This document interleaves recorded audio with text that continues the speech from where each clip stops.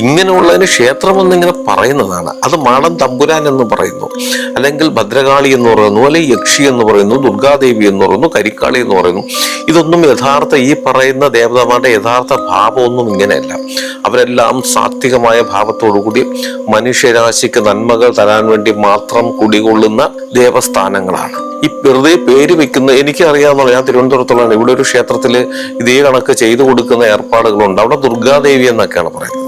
മറ്റൊരു ക്ഷേത്രം എനിക്കറിയാം, അവിടെ ചാമുണ്ഡി ദേവി എന്നാണ് പറയുന്നത്. ഈ പേരിട്ടത് കൊണ്ട് മാത്രം ആ ഭാവങ്ങളിലല്ല അവിടെ ദേവതമാരെ പൂജിക്കുന്നത്. ദേവത എന്ന് പറയാൻ പറ്റില്ല, ആ ഇരിക്കുന്ന ആ വിഗ്രഹത്തിലുള്ള ശക്തികളെ, ശക്തി എന്ന് പറയാൻ പറ്റില്ല, അതൊക്കെ ഒരു പവറാണത്. അതിനൊന്ന് പേരിട്ടിരിക്കുന്നു എന്ന് മാത്രമേ ഉള്ളൂ. അത് സാത്വികമായി ഒരു ഭദ്രകാളി അമ്മയെ പൂജിക്കുന്ന യാതൊരു വിധ രീതികളും അവിടെ ഇല്ല.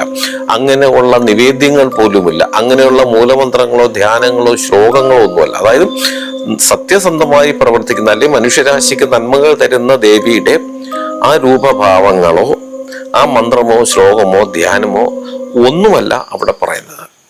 അവിടെ കൊടുക്കുന്ന നിവേദ്യങ്ങൾ പോലും നമ്മൾ സാത്വികമായി ചെയ്യുന്ന, അല്ലെങ്കിൽ മനുഷ്യരാശിക്ക് ഭാഗ്യങ്ങൾ മാത്രം തരുന്ന, ഐശ്വര്യം മാത്രം തരുന്ന ദേവതകൾക്ക് കൊടുക്കുന്നതല്ല.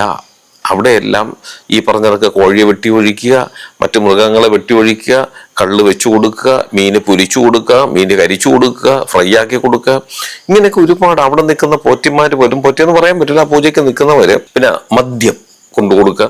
ഈ മദ്യം അവർ തന്നെ കുടിക്കുകയാണ്. അതിനോടൊപ്പം ഈ ടച്ചിങ്സ് ആയിട്ട് ഈ മീനും അതൊക്കെ അവർ തന്നെ കഴിക്കുന്നുണ്ട്.